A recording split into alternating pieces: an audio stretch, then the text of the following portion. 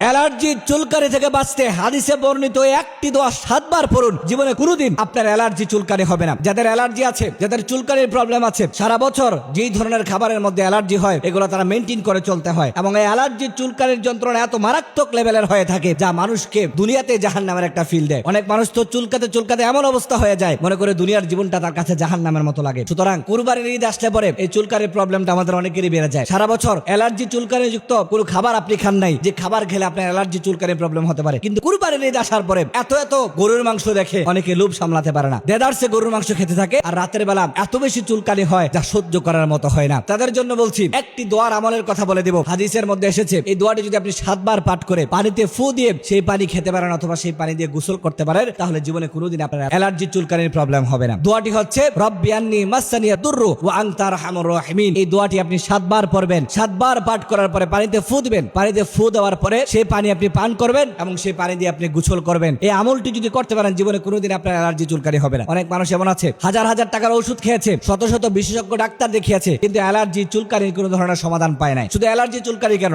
সমস্ত রোগের মহা ঔষধ আল্লাহ পাক কোরআনের মধ্যে রেখেছেন। আল্লাহ তাআলা বলছেন এই কোরআনকে আমি নাজিল করেছি শিফা হিসেবে, শিফা উল্লিন নাস, মানুষের জন্য শিফা স্বরূপ আল্লাহ পাক এই কোরআনটা দিয়েছেন। এই আমলগুলো দোয়াগুলো করতে পারেন, আপনার যত কঠিন এবং জটিল রোগ হোক না কেন আল্লাহ পাক আপনাকে শিফা দান করবেন।